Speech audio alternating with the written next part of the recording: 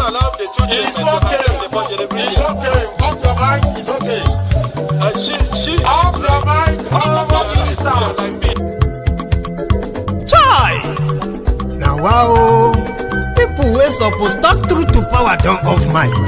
And if we talk, now 500,000 they go summer us, call them hate speech. But fear not, Maiyegun don't come. Him go torchlight every corner, nooks and cranny of all these bad people where they spoil our country.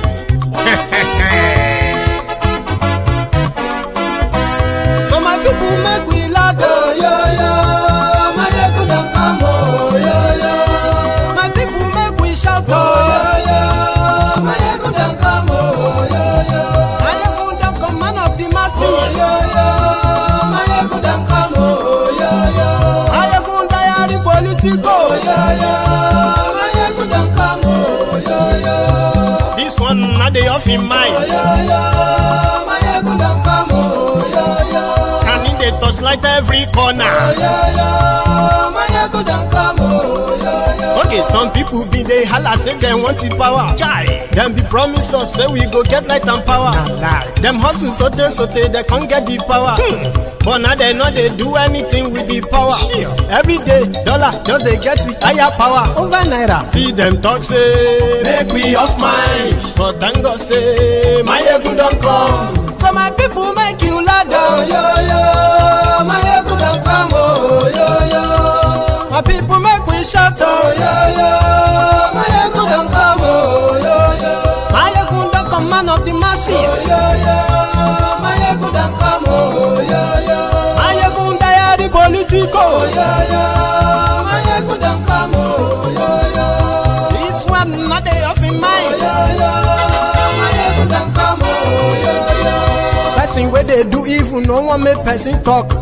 Them say that Maiyegun, that man too they talk. He too they talk. Say Maiyegun diary, he they hot like pepper. But every day then they take money in bulk. Woman picking, they the street they hawk. Still them talk say make we no talk. But thank God say Maiyegun don't come. So my people make you laugh, oh yo yo. Maiyegun don't come, oh yo yo. My people make you shout, oh yo yo. Maiyegun don't come, oh yo yo. Maiyegun don't come, man of the masses, oh yo yo. Maiyegun don't come, oh yo yo. Maiyegun diary politico, oh yo yo. Maiyegun don't come, oh yo yo.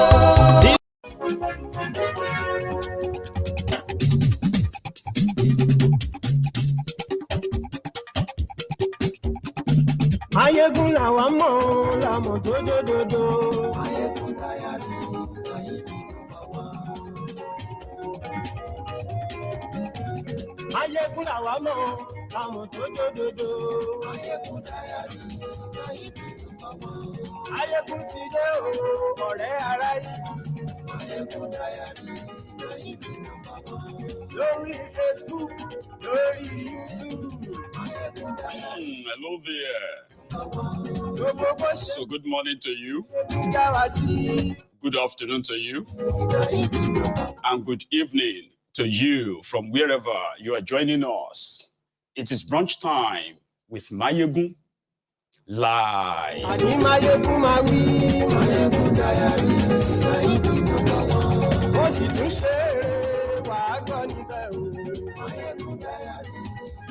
So remember, during the brunch time, it is an open mic, meaning you can always call in anytime, right? To hear your view, or maybe you can sit back, relax, and let me kind of like get us started.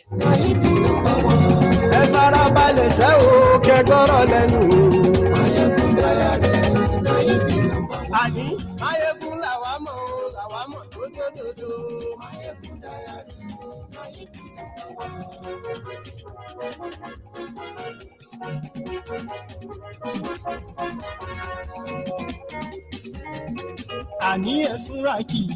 Maiyegun ti dé. Maiyegun ti dé. Ọ̀jẹ̀lú esunraki. Maiyegun ti dé. Ani esunraki. Lórí Facebook. Thank you so much for joining me. And yes, we like. Remember, please share the broadcast. Invite your friends, invite your not so friendly friends. I mean, tag them, tell them that Maiyegun tea. And yes, we like. Níjó ìgbádùn yẹn. And yes, we like. Presido bá rúfin o. And yes, we like.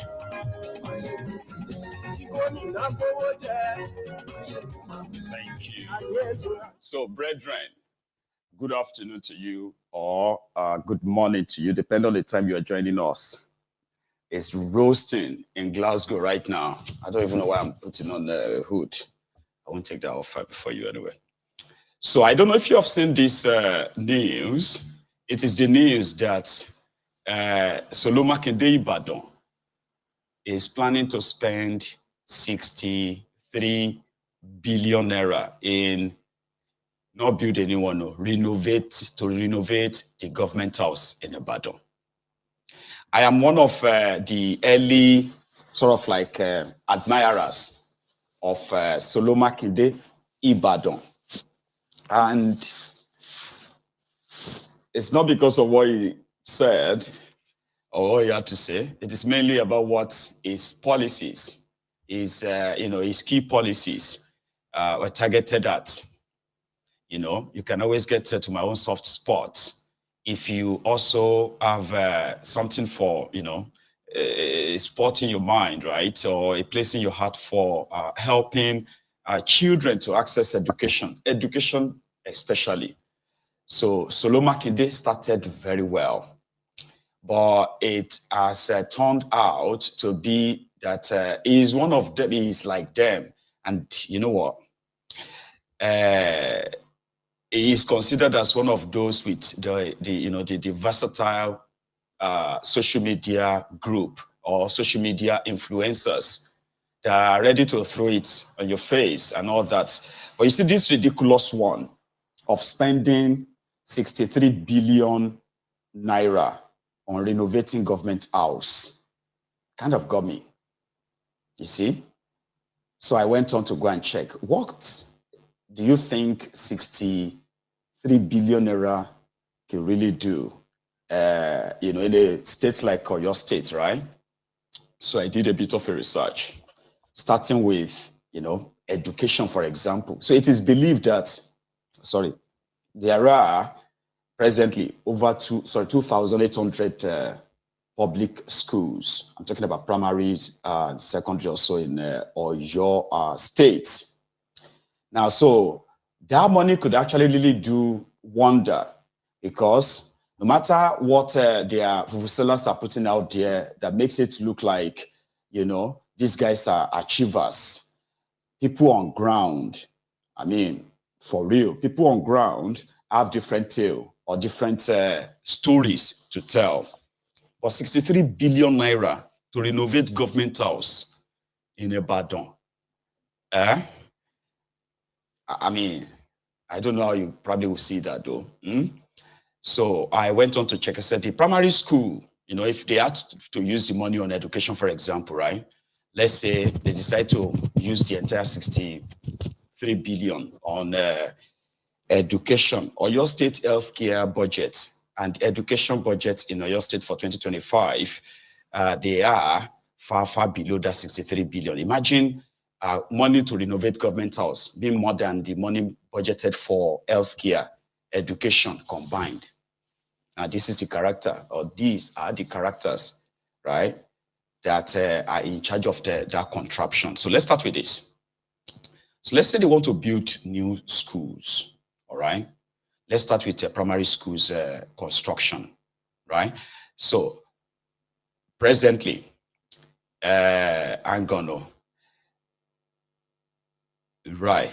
So it is believed that, right, if a fraction of that money, not even everything, if a fraction of that money, okay, is used in building new public primary schools, like from scratch and all that stuff, they can build modern, fresh schools, or like modern one, or not all this old one. They can build fresh 2,100 schools, primary schools across your state with that money. And I'm talking about building from scratch, or clearing the land and building from scratch and all that, right? If they are to renovate their schools, that money can go as far as renovating over 4,000 schools, which is quite more than what they even have in your state. So think of that, right? So they said the assumption for a standard school, right? So a typical primary school in Nigeria might have 6 classrooms, plus additional facilities like a library, toilet, and administrative offices. Estimating the cost of a basic primary school, 6 classroom, basic facilities at 25 million naira, including land preparation, materials, and labor. Now for secondary schools, which requires larger classrooms and specialized facilities, example like labs, so the cost is higher, probably 40 million per school. Nigeria politicians won't build one with that, right? So I did mine, and it all came to 2,100 new schools, 4,315 existing school for just renovation. That's what 63 billion naira can really do. Now let's assume that they just decided to, you know what, give me a sec. I don't want to take my shirt off on camera, okay? I'll be back in a minute. I'm sweating, like dripping. Dripping. So I'll be back in a minute. Or you can watch these clowns just for a break. No magic. No magic. You know, they mind them. They see what they happen here. Honorable Commissioner for Local Government Chieftaincy. Now they do this project. Honorable Lucky Insecurity. Wow. Now they do all this project. Wow. For Iruekme. Wow. What's that you call this road? Idume Malwa. Idume Malwa. For Ozala Road. Honorable Insecurity. Now they do one. Honorable Lucky Insecurity. Now they do one. Commissioner for Local Government Chieftaincy. We'll come back to those clowns. But for the first time, right, I actually appreciate all this light. It will let you see how soaked I am. But it will dry off. So I've opened the windows. So let's continue. So let's say they decide to, in fact, Grok's estimate, I'm going to break it down, because Grok actually gave an estimate on his own. Grok says that his own estimate, right, is that with 63 billion naira, you could build approximately 25. So you could build 2,520 primary schools. However, this assumes no land acquisition cost if you remove land from it, which can vary significantly. So the money kind of like will probably reduce when you have to acquire land. So there is no exact, there's no exact figure, right, of what this could do, but just using, what you can say the rough estimate. Let's say, okay, if you are not to factor in all this, their corruption and their stealing and all that, how much do you think it would take to build a standard primary school, a standard primary school from scratch, even with land? Some will say, well, if you have like 200 million naira. Some will say, oh, if you have 100 million naira. But again, so you can meet in between and say, okay, let's even go with 200 million. So that means with 1 billion, you can build 5 standard schools. So that is a 5 times 63. I don't know that offhand, right? But that should be somewhere around there, 300 to 350 schools. So now let's say you are building each at 200 million. No GPT and the rest. They can build fresh standard. All those ones you have, all those ones you have in Abuja and Lagos. You can build them from scratch. 63 billion. And that is what is going into renovating government house. I'm using Oyo State as a point of contact here, because if you check some of these their states in Nigeria, you will see the ridiculousness of the characters, in charge of those places, and how they've managed to stay under the radar enough that, Baba, if you open their book, you probably will be able to make up your mind easily and say, man, so this is what is going on in this place. Then there's no chance for these people in the long run. Now, let's take a look at healthcare quickly, because there is more, said if you want to build, using the Grok's estimate, right, in this regard, like factoring in, land, inflation, and what have you, including land acquisition, Grok still believes that that money can build fresh standard, 1,000 fresh standard primary schools and 625 secondary schools. Now, do you know what that means? Do you know how many children that will have access to, quality learning environments if politicians don't just feel like they could take such money? In Kano State, they are spending 18 billion, 20 billion on mass wedding. Is their policy there too. If you go to Sokoto, they say during Ramadan, they are budgeting 10 billion, 14 billion to feed people for Ramadan. Yeah? And if you go to some other places as well, like you will see all this ridiculousness. And then you wonder, how are they able to get away with all of this if it is not Nigeria? Now, let's go a bit further. All right.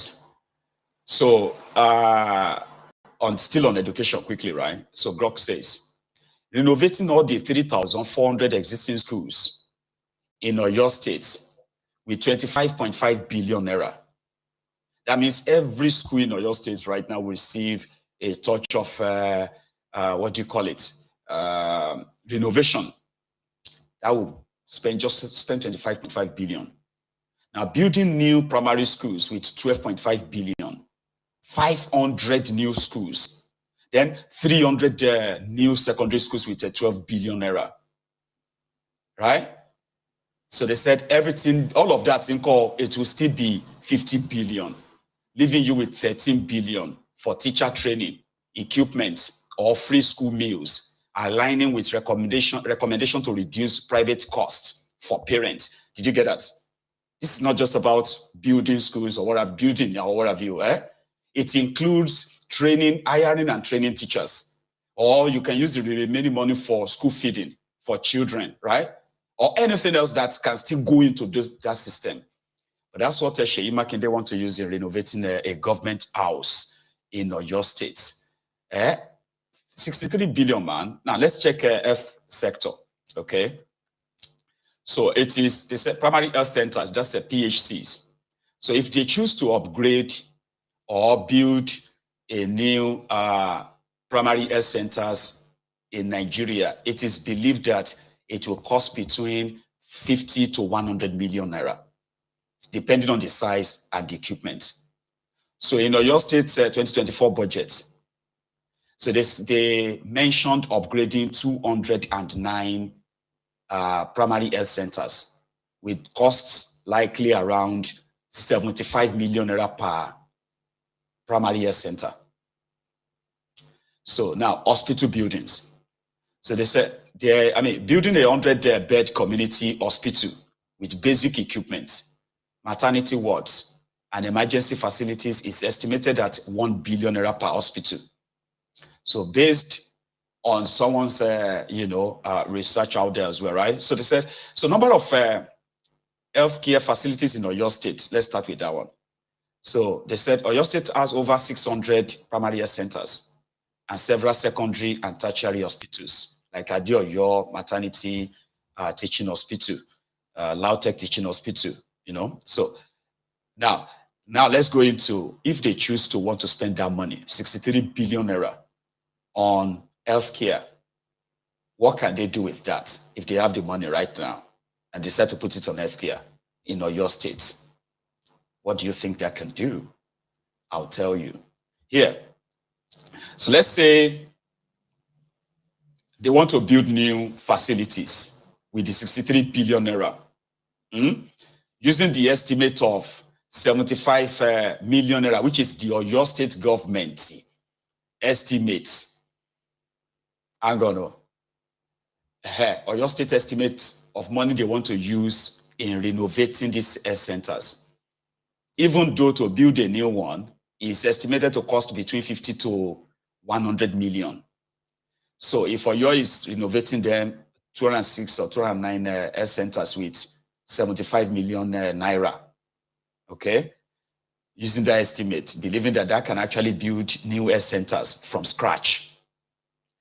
So they said that will build 840 new primary health centers, meaning there could be more health centers built closer to the people to access healthcare, to save the tertiary, secondary and tertiary health centers from the influx of, sick people from far places, right? 840 new primary health centers. And they said this would more than double the number of primary health centers in Oyo State. Significantly improving healthcare access in rural and underserved areas. Now, let's say they want to go to hospitals. This is not like teaching hospitals now, just the secondary hospitals. So at 1 billion naira per one, and 100 bed hospital, that means with 63 billion, they can build 63 of that. That means they can build 6,300 new bed that can be, bed hospital that could be spread across your states. Do you understand what that means? It simply means that you can have secondary health care hospitals, like normal hospitals, not just clinics, next to you than you can imagine. And they can build 63 of that, 63 from scratch. Now, let's go to maybe if they choose to just spend the money in upgrading their system. That too, because maybe everything is to go and build from scratch, okay? So let's say they want to renovate their own, give me a sec, sorry. I'm trying to put on my TikTok. Just 1 sec. Right.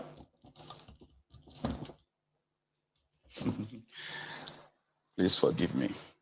So now let's say they want to just renovate. Now, like they don't have to build all the time, all right? So their primary health centers, that is to upgrade those ones with, they said at the cost, your state want to spend 75 million renovating each one, right? But with 30 million naira, you can actually renovate and upgrade your current one. But again, it is Nigeria. And somehow me mentioning million, some of you will just be, because politicians in Nigeria have succeeded in making mockery of the value of money. We used to hear thousands, hundreds of thousands, millions, hundreds of millions.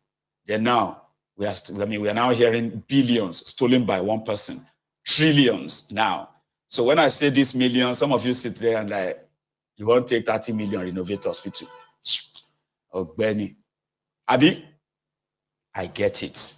But that is what they have actually made you believe because of what the culture of waste, looting, that they will say they have to factor their own into it. You know that they say that, right? We have to factor our own into it.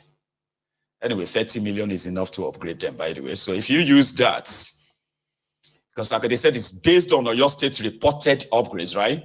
So with the 63 billion, you could upgrade 2,100 PHC.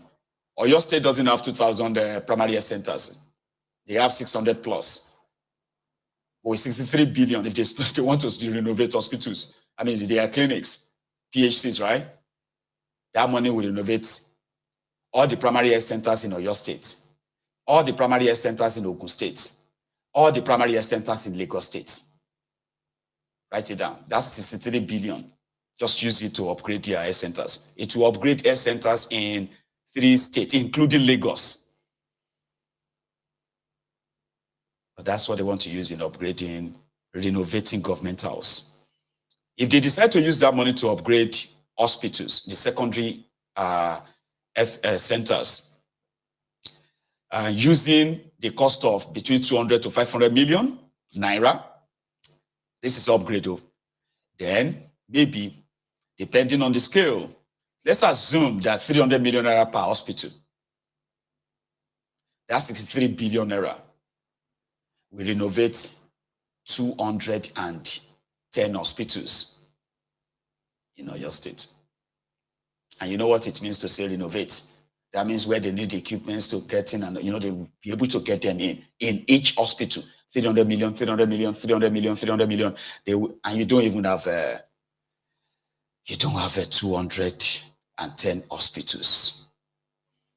So with only 20 hospitals in Oyo State, the entire Oyo State only have 20 secondary hospitals. 20. But with that money, they will renovate secondary hospitals in Oyo State, renovate secondary hospitals in Kwara State, in Osun State, in Ekiti State, in Ondo State, in Ogun State, in Lagos State. They will still get change. Do you understand that that money will renovate all the primary hospitals in all these states, and there will still be money left? But it is going into the government house renovation, right? So, well, impact. What impact can that money really do? Now, if they choose to build new facilities, okay, so building 500 new primary health centers will cost 37.5 billion. So building 10 new 100-bed hospitals will cost 10 billion. So, and then if you add the two together, that is a primary and secondary hospitals, that would be 47.5 billion. You still have change. Then you can use the remaining money for staff recruitment or community health programs. Like people should come for free health care. They have access to this, access to that. That money can still take care of that. Now, but if they choose to upgrade all the 600 primary health centers, that would be 18 billion naira. To renovate all their 20 hospitals, that is a 6 billion naira. This would improve service quality, reduce mortality rates, and enhance facilities like maternity and emergency wards, aligning with Oyo State healthcare reform. Seyi Makinde? I know I'm just talking to the wall, so I'm putting this out there for whoever just need to know, maybe just for the knowing sake, right? So here is the recommendation made as well, right? It says, allocate 18 billion to upgrade all the 600 primary health centers, 6 billion to upgrade 20 hospitals, and 30 billion to build 400 new primary health centers, leaving 9 billion naira for hiring health workers or equipment upgrade. Do you even understand what that would do in the lives of the average person in that place, right? But they have ensured that they have reduced the worth or the value of money to just, your naira is so worthless enough that they can tell you that somebody stole 6 billion, 10 billion, 100 billion, and nobody is faced. People are not really faced. But anyway, let's take a look at agriculture, because I actually did all of that, cost comparison and all that, right? And take a look at this. Agriculture. And let's say the 63 billion. Let's start with this. Irrigation projects. 63 billion naira could fund 1,260 irrigation projects, each covering 100 hectares of land. Acre of land is 6 plots, Abi. Please. I do mix them up. Okay, I know there is plot, there is acre, there is hectare. So hectare is how many plots? 6 plots or 9?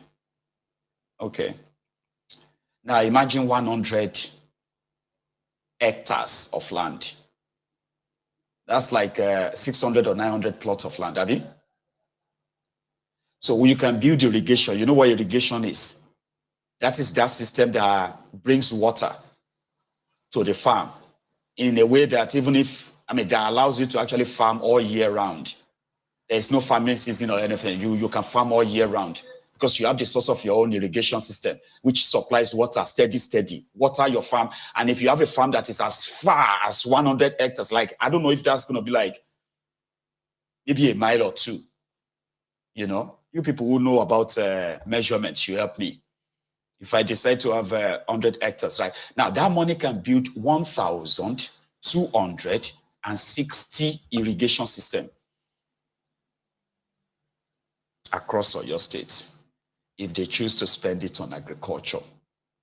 Well, still comparing.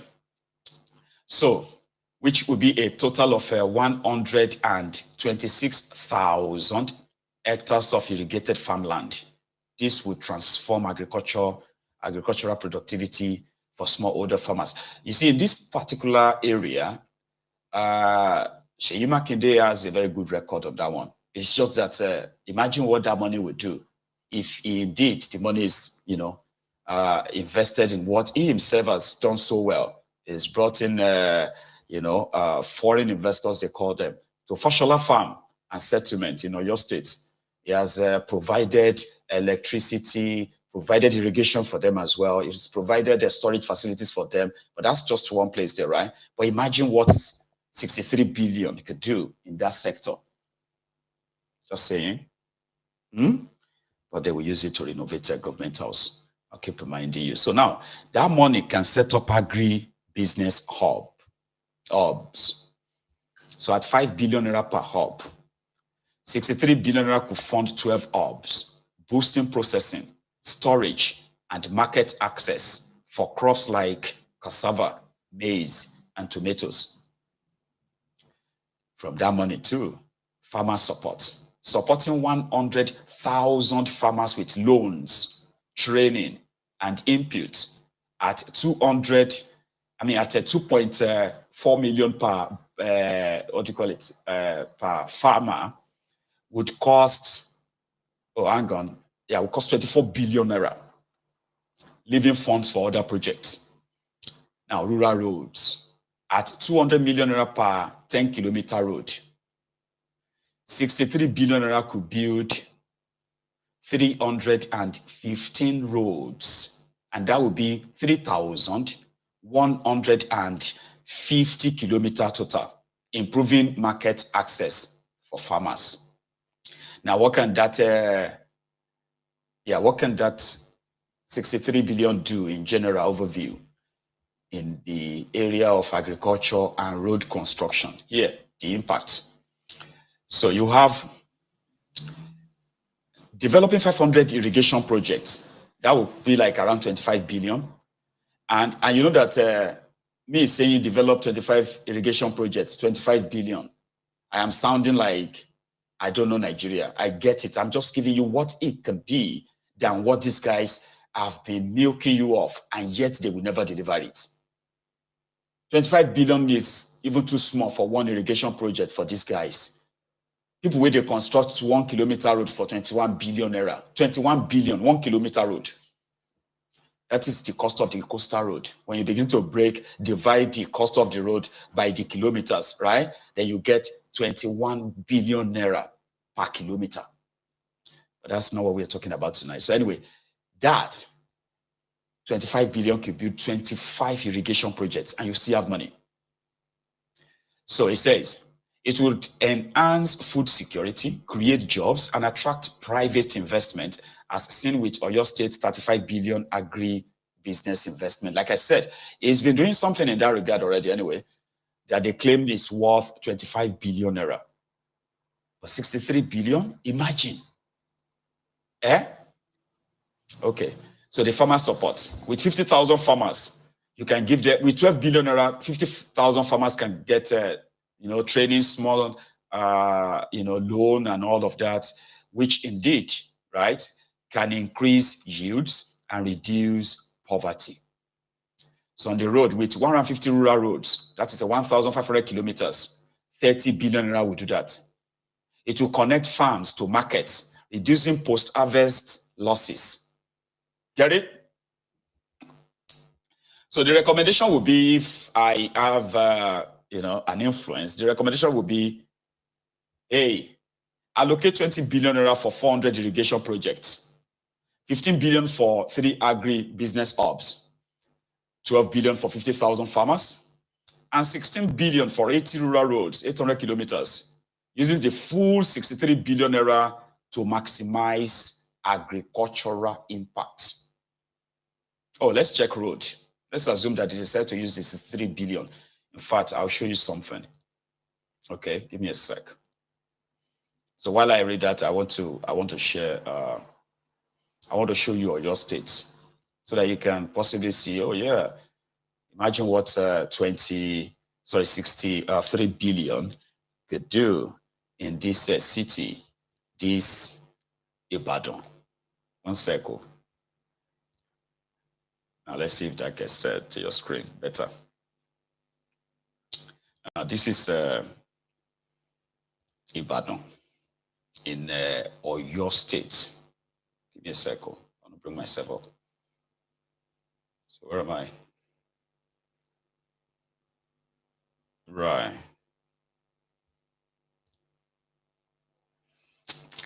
I want to put myself next to it so that it will be easier for me to navigate with us. Please bear with me. Okay. I don't know if that appears well, but I'll leave it on your screen. So now this is Oyo State. Okay. Circle.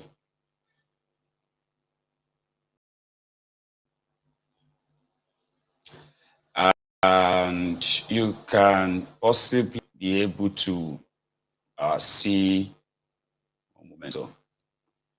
Yeah, I'm trying to bring up the government house. Where's the government house here? Government house. Anyway, Iwo Road. So I go the government house. Now you see this Ibadan, it is believed that to some large extent, right, Seyi Makinde Ibadan has managed to keep those roads fixed. But anything outside this city, Ibadan, even within Ibadan itself, right, but anything outside this city, it is believed that people are mostly on their own, right? Now imagine, what do you think? 63 billion for the when it comes to road connection and all of that stuff, right? Tell you, just give me a sec.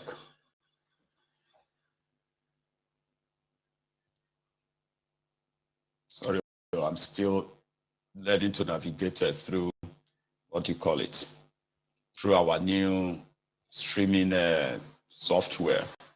So let me come back. Now, what do you think 63 billion could possibly, do when it comes to road network in Oyo State? Here is what I found. So, as mentioned, they said a 10-kilometer rural road cost about 200 million naira. And that is the basic asphalt, including site preparation and that. So major roads. So they can, dualizing or reconstructing a major road could cost up to 1 billion naira. You get? Because according to your state ongoing project, like the 32.2 kilometer Senator Rashidi Ladoja circular road, that circular road that they are already stealing people's lands and all that, right? Okay. So it said the project cost 1 billion naira per kilometer. Wow. Right. So now let's see what 63 billion naira could do. Like I said, building maybe new road, or in fact, not new road. Okay. let's say, let's do new road. 63 billion naira could build 315, one second. It could be 315 rural roads, and that would be 3,150 kilometers at 200 million naira per kilometer, right? So you can have a 3,150 kilometer road done. For their major road at 1 billion naira per 10 kilometer, well, 63 billion naira could do 630 kilometers of major roads. And that is dualized urban road, though. Yeah? Dual carriageway. We call it the dual carriageway, like two lane or 3 lanes, two lanes or three lanes, depends, right? You could have up to 650 kilometers of that with that money. And that is significant. Now, let's go to rehabilitating the existing ones. So rehabilitating a 10-kilometer road, e.g., asphaltic overlay, drainage repairs, cost around 100 million naira. Should cost 100 million naira. So with a 63 billion naira, you could rehabilitate 630 roads. And that would be 6,300 kilometers. Baba, you don't even have 630 roads in your state. You don't. That means there will be nowhere in your state that will not have a better motorable road. Nowhere with that money. And you still get change, by the way. Because, yeah. So with that money, you can even repair all the roads in Osun State. And I'm not talking about rural road, though. I'm talking about proper urban road, though. 2 carriageway, 6,300 kilometers with that money. That means you can repair all the roads in Ogun State, all the roads in Oyo State, all the roads in Osun State, all the roads in Ondo State, and you still have something left to help them do something in Ekiti with that money. But that's not what you have. That is not what they make you believe. Yeah? It's unfortunate. Anyway, so rehabilitation. Let's now kind of make a recommendation, all right? Like, okay, 63 billion, how do you spend it on road? And on what road? We allocate 40 billion for 200 rural roads. And that would be 2,000 kilometers. Allocate 20 billion naira for 20 major roads. That would be 200 kilometers. You are left with 3 billion naira for maintenance and bridges. Just so you know. And that is what they want to spend in renovating government house in Oyo State. No chance. Now let's leave that. You see, in the last few days, a lot of people have expressed their different opinions when it comes to these Fulani terrorists killing people. Your authority believes that it is farmers others clashes, and that has made it impossible for them to actually resolve the problem. You know what I mean? I have a man here, which I have to really, kind of like show some respect to. I said, I regard you, because this is the realest, closest.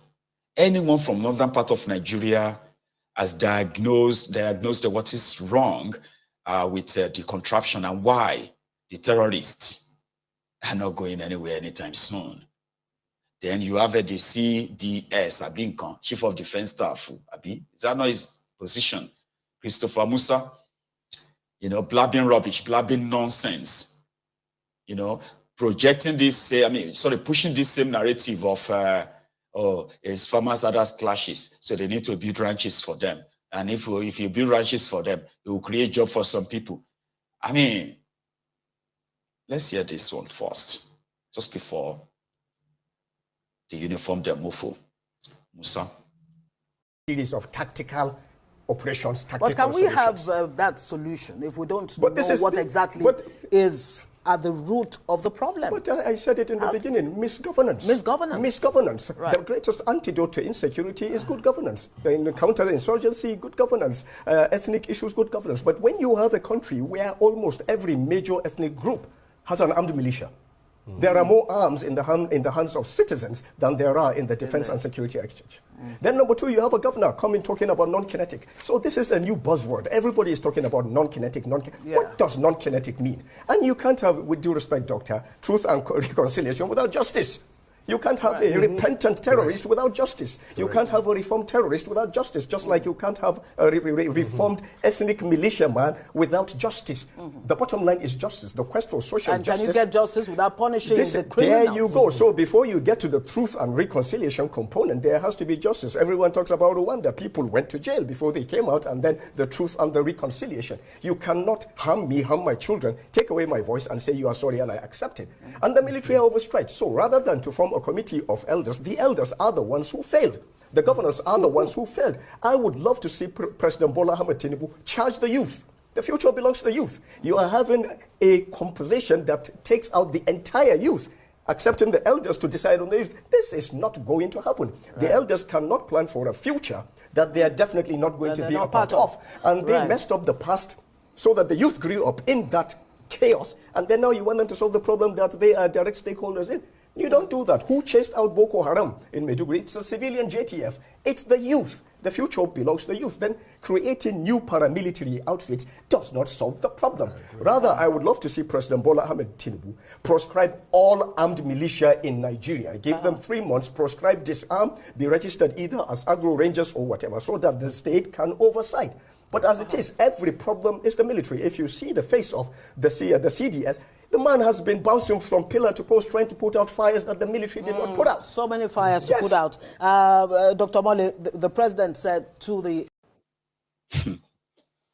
I mean, as close as I've heard anybody speak on the matter, even though everybody is saying one thing or another, but at the end of the day, majority of us are not in the position to actually change things. Those who are in charge are in bed with the terrorists. We're talking about Christopher Musa.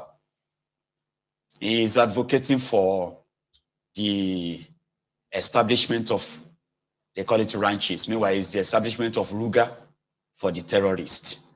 So if somebody who is the chief of defense staff at Binkan, CDS, in Nigeria, is on TV talking like this, and you are still there, doing one Nigeria, you feel sorry for him. And there was a call, I mean, we saw you on television just a minute ago, the clip we used there, a call by... It's peculiar. Like I said, historically, it's gone back, way back. And it started in the past. If a cow enters a farm and damages a farm, the cow is arrested or caught, compensation are paid, or if they kill an animal suddenly, it's compensated. So over time, that stopped. What stopped it? That's the problem.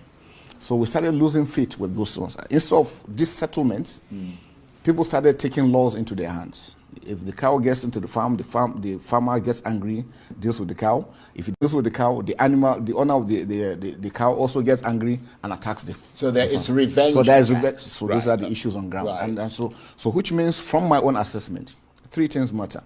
The people in Benue State believe that there's land grabbing going on. They have that perception. And because over time this has happened. Now, most of our troops, when we send them on patrol, some of the areas are empty.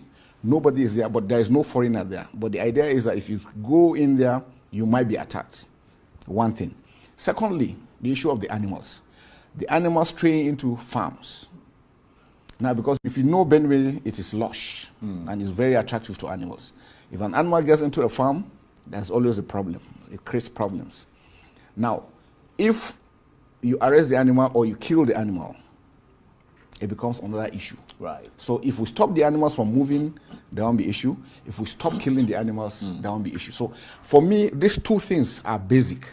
The issue of land grabbing is political. The government, state government particularly, need to really step in to ensure that we address and bring all the parties together. Right. Sit down and agree on this. And from henceforth, any act that is conducted is acts of criminality. We can start dealing with that from then. And I think we'll have peace if we're able to do that. Well, I mean, one of the things that the defense headquarters has just established is defense ranch because we want to show example as part of our non-kinetic effort. Sometimes we show examples, so we do a model of a ranch. I had the opportunity of being the first executive director for Nigerian Army farms when I established, and we established a ranch. It's in Abuja. Once you ranch, animals are properly fed, properly taken care of, you get more value. You don't need to take them around. So that is critical.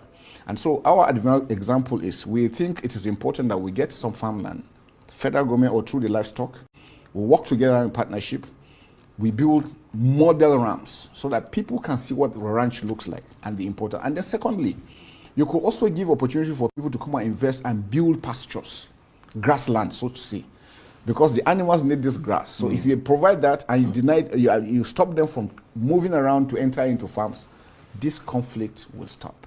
And then gradually confidence, because as it is now, confidence has been lost. Both parties don't see eye to eye.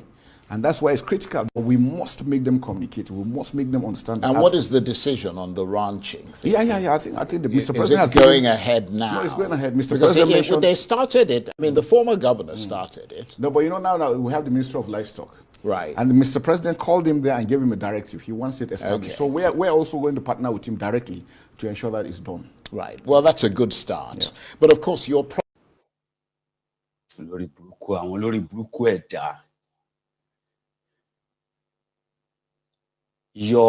chief of defense staff is talking about cows. Like what the heck, man? Cows. The cows are attracted to the grass. About Yewata people didn't see cow. They saw gunmen on bikes. They are invaded there is no cow involved in any of this. So, but they intentionally keep pushing that. They keep pushing it. Keep pushing the idea that is a cow wahala. Now cow. Then he went on to say, oh, the issue of land grabbing is political. What's he talking about? The people of Yewata, the people of Benue State who have been killed by Fulani terrorists, they are not fighting over land with anybody. There's no land. It is not like the Jukum are fighting Berom. The TVs are fighting, No. The Fulani terrorists came to these people's communities, slaughtered them, and your authority is talking about cows. So, I mean, I'm not an expert, but on this particular one, I can tell you the reason why Nigeria is doomed. These characters, they are the closest supporters of the terrorists. They keep pushing it back to the people. People need to learn how to accommodate this or accommodate that. Call them to a stakeholder. They are calling terrorists stakeholders, man. Now, listen, if the Nigerian military has a farm, well, why don't they just tell the... Sorry about that, I had something I was putting up, so there's another scene open. That was why my voice was echoing or re-echoing back. It was actually coming from another device, but it's okay now, don't worry. If the Fulanis if you want the Fulanis to have their ranches, you shouldn't be asking the people to say, oh, give them your land after they killed thousands of them. That's not how it should work. And this hurt, it's painful, right? That when people call for help, they are calling on their government. And when you listen to the same government, no wonder the terrorists are so bold. Maybe this is how they talk to them. Whenever these terrorists kill, they just come there and say, hello, Musa. And I have seen the video of the killings you did in Benue. I didn't know you would kill that many people. I've been receiving call all day. You know what? I need you to leave Yelowata. Now go far away, okay? Because we are coming. Mr. President, everybody is coming. Because that's the way I see it. It's sad. Well, here he had it though. pretending to say their effort of curbing insecurity. In fact, he said he was warning Nigeria that the insecurity situation or the rise of the terrorists in the Sahel and those who are sponsoring them, that once they overwhelm the Sahelian countries, Nigeria is not safe. So he's proposing that Nigeria should build a wall. That is the new one. So I wish somebody asked him that, what will happen to the terrorists inside Nigeria if he built a wall? Maybe those ones will get free land. So any terrorists that manage to get in before they build a wall will probably get a land in Nigeria. I'm just saying, listen to the idiots. And there was a call, I mean, we saw you on television just a minute ago, the clip we used there, a call by you for Nigeria's borders to be completely fenced. Yes, I reason because, you know, having gone through my analysis and looking at the Sahel, the main attraction to all these terrorists and bandits is Nigeria, because this perception Nigeria is a rich country. And that that there's no law to prevent them from getting in. And the borders are porous. So now the easiest way is, and that's why it's important, if you follow the news and see the kind of killings going on in Niger, Chad, in Niger, Burkina Faso and Mali, so much. If this continues like this in the next 1 year, there will be issues. And you know, of recent, there were attacks from Burkina Faso in Benin Republic. It's just 50 kilometers to Nigeria. That is another area. So for me, I think, and like I mentioned, all around us, we have francophone countries. Our ideologies are not the same. For us to be secured, it is important. Let us fence our borders. Some people say, look, it's expensive. But I say, what is money if you are dead? Indeed. It's of no use. So countries that have sat down and have analyzed and seen that, look, strategically is important, because once you fence that area, you use technology now. You have cameras, you have drones that will go. It reduces the manpower you need to engage in that area, and they could be used elsewhere. So that's important. And besides that, now for Pakistan, they use wire mesh, double wire mesh for all that distance. So if the distance is 1,000, they use double, which means 2,000.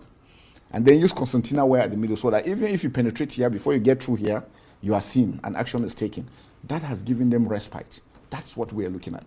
We have Ajaokuta steel mill, we have rolling mills in Nigeria. We could engage them, we don't need to go anywhere. We just tax them from here, they can produce what we need, and then we deploy. Now you see the level of employment opportunities we're going to bring in building those aspects. And the most critical one for us now, even if we were to start, let's start with Nigeria and Niger. Is that the most dangerous? That's the most dangerous, because the Lakrawas, that's where they're coming in. Yes. The Boko Haram that are coming in from the Sahel are coming, the ISWAP guys are coming in all through those areas. So that's why it's critical. If we start from there, and we can start state-wise, at the same time, each state will start on its own, and before you know it, we're there. Yes, and that's a good point. It doesn't have to be just the federal government. No, it doesn't have federal. It could start at every level. But the important thing is, look, we have a threat that we have to really, really look at. It is very critical and it's very important. Well, I mean, Yeah, it's a good idea, because there's no border. Nigeria no get border. Have you seen Nigeria-Niger border before? About a tire and a plank of wood, whatever they put on it. And they say, welcome to Nigeria-Niger border. Now, waka, these terrorists, they take leg waka enter Nigeria. So yeah, building a wall sounds great. But Seyi Musa won't tell us, say, in all truest sense of it, the Sokoto Caliphate that believes that their cousins are in Niger, their cousins are in Chad. Somehow, those from that place believe that they are also Nigerians and they walk straight in. Is that really an idea they will welcome? Well, it doesn't matter though. Because at the end of the day, even if you build it and Nigeria finally breaks up, right? All they have to do is to demolish it, Abi, and then go meet their cousins there. For building a wall, that's not bad. It's actually not bad. It's not a bad idea, you know. But it's just that it's never going to happen. And if anybody brings the idea or by any means try to even execute it, right, they won't finish it for some obvious reasons. And then if you think that Bokuwari that committed over 3 billion euro into constructing 400 kilometers of rail from Kano to Maradi in Niger Republic, didn't think it through as well, but you might be mistaken. In all, I wish them what they wish themselves. Just like these guys are already calling for help. You see, do you see this clash between, or should I call it war, between Israel and Iran, where they are firing all these rockets, Abby? Do you know Nigerians are in both countries? And just 3 days ago, the Minister of Foreign Affairs, Tagati, I don't know, like, you know that guy? Foreign Minister. So he came out and he announced that they have started the evacuation of Nigerians from Iran and I think from Israel too. He made the announcement 2 days ago until I saw this video this morning, meaning probably they only evacuated themselves and they left these ones behind. We are Nigerians. We just came to the embassy, Nigerian embassy here in Tehran, in respect to the situation, and as it has been informed that all residents of Tehran should be evacuated, and we came to Nigerian embassy here, at least to see our embassy staffs or the consular or the ambassador or whoever. These are Nigerians also. Many of them, some of them have just left. We came here. This is the Nigerian embassy, Tehran. All of them, they have abandoned the Nigerian citizens. They have abandoned Nigerian citizens to their own fate in Tehran, in Iran. That's why we're making this video, so that it can go viral, that Nigerian government has abandoned the citizens here in Tehran. They have abandoned their citizens in Iran. They've all fled. We have been reliably informed that they all went to Kish Island. That's where they are now, abandoning the whole Nigerians in this land to their fate. So that's why we're making this particular video. This is the Nigerian coat of arms, written here, Embassy of the Federal Republic of Nigeria, Tehran. This is it. This is the building, the Nigerian embassy. You can see the flags. You can see Nigerian flags. You can see everything. This is in Tajrish area. So that's why we're making this video, so that the world will know what country we are. Thank you very much. This is it. This is Nigerian embassy here in Tehran. Embassy of the Federal Republic of Nigeria, Tehran. Residence. Look at it here. Look at the entrance. Look at everything here. Look at the environment. Look at this is Tajrish. This is the street. This is it. Thank you very much.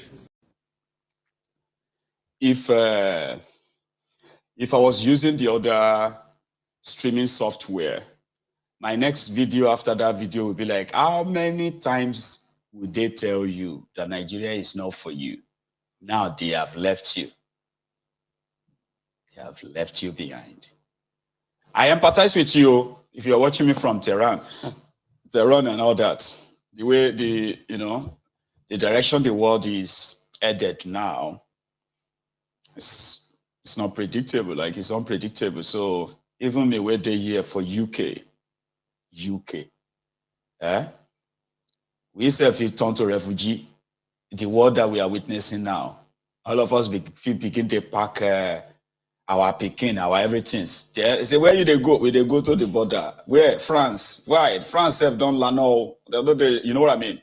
So nowhere is really safe. And that is why I am not going to sit here and possibly sound like,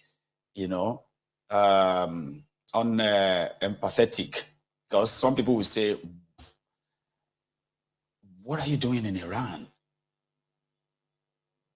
Okay, I actually wanted to ask you, like, why would you go to Iran?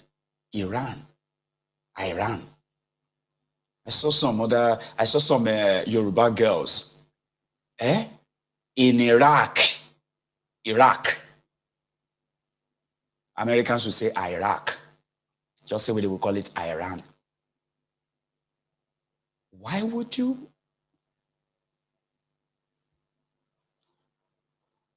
But again, shall try to stay safe, because the way we are all, the way the whole thing is going, it's not as if to say anyone's comfort is fully guaranteed in their world there today. So Nigerians in Tehran, I don't know what are the options before you.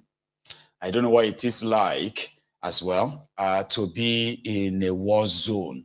We have seen Nigerians in Egypt. We have seen Nigerians in Ukraine. We have seen Nigerians in a few other places where they were caught up in war. And we have seen that, except for Airpeace, the guy that is always like volunteering his own aircraft to go get Nigerians trapped in some troubled spot, right? Except Airpeace comes in. Nigeria not send anybody, Papa, because Nigeria is not for you. You know what I mean? And there's always a time to remind you that Nigeria is not for you. How many times would they tell you that Nigeria is not for you? Anyway, I'm going to take my early break this afternoon, and I am going to possibly see you later. And if I don't see you later this evening, remember, watch the ones you've missed on Maiyegun's Diary Political, and maybe rewatch the ones you didn't even miss. I will do my best to see you later. Enjoy your afternoon, everyone. Good afternoon.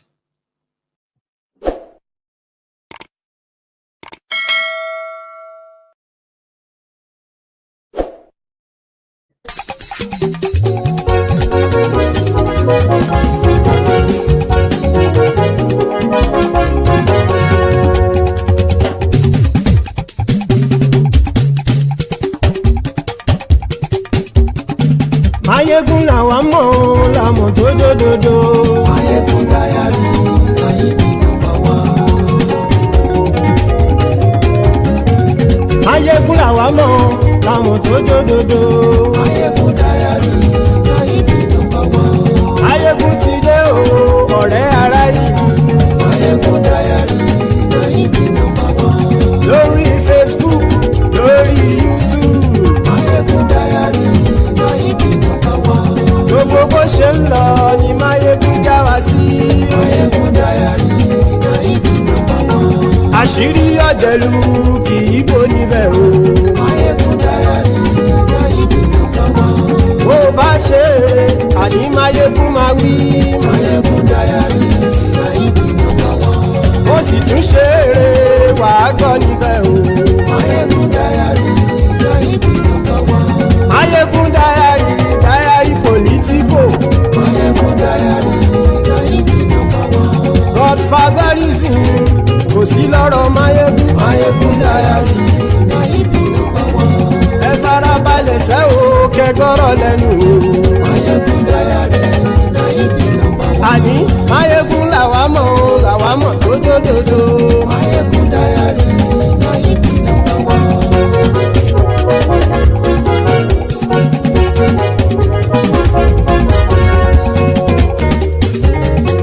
Àní ẹ̀sùn ràkì. Maiyegun ti dé.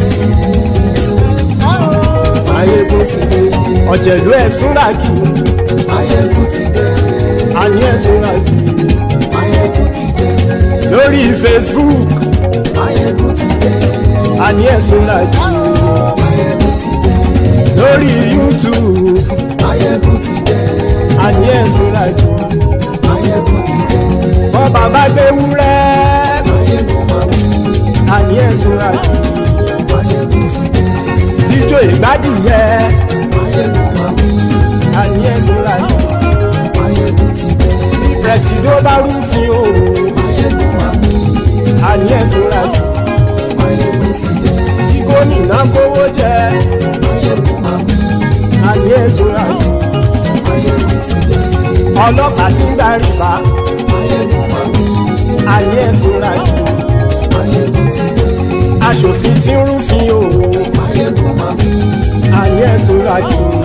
Maiyegun ti dé. Òpùrọ́ olóṣèlú. Maiyegun máa wí. Àní ẹ̀sùn ràkì. Maiyegun ti dé.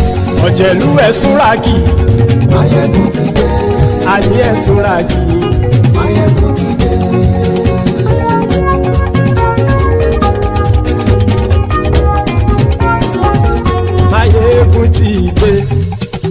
gbogbo ọ̀jẹ̀lú ẹ̀ súnra kì. Maiyegun ti dé gbogbo ọ̀jẹ̀lú ẹ̀ súnra kì. Ṣùgbọ́n ní bá ti ṣe èyí tó yẹ kí wọ́n ṣe ọmọ bá dèrò ní fi wọ́n níran o. Maiyegun ti dé gbogbo ọ̀jẹ̀lú ẹ̀ súnra kì. Maiyegun ti dé gbogbo ọ̀jẹ̀lú ẹ̀ súnra kì. Ṣùgbọ́n ní bá ti ṣe èyí tó yẹ kí wọ́n ṣe ọmọ bá dèrò ní fi wọ́n níran. Wọ́n fowó bẹ́ẹ̀ o Maiyegun ó sọ pé wọ́n ò fẹ́ bẹ́ẹ̀. Wọ́n fowó bẹ́ẹ̀ Maiyegun ó sọ pé wọ́n ò fẹ́ bẹ́ẹ̀. Oníkan ṣáàtì ṣe èyí tó yẹ kí wọ́n ṣe fáwọn ará ìlú tó gbé wọn débẹ̀ o. Maiyegun ti dé gbogbo ọ̀jẹ̀lú ẹ̀ súnra kì. Maiyegun ti dé gbogbo ọ̀jẹ̀lú ẹ̀ súnra kì. Ṣùgbọ́n ní bá ti ṣe yìí tó yẹ kí wọ́n ṣe ọmọ bá dẹ́rọ̀ ò ní fi wọ́n níran. Kì máa yí ṣe eré ọ̀rọ̀ yìí kì í ṣe ẹ̀fẹ̀. Kì máa yí ṣe eré ọ̀rọ̀ yìí kì í ṣe ẹ̀fẹ̀. Ẹni bá ti lè lẹ́bọ̀ lẹ́rù o ọmọ bá dèrò kàṣà ìtú wọn síta.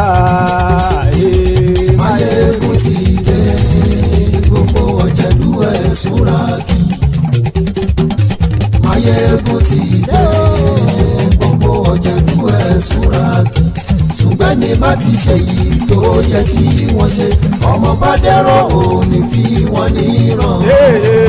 Tẹnitẹni ọmọ Maiyegun ọ̀rẹ́ ara ìlú mọ̀mọ́ ni mo fọlọ́hún ṣọ́ ẹ̀ bá kìlẹ́bù.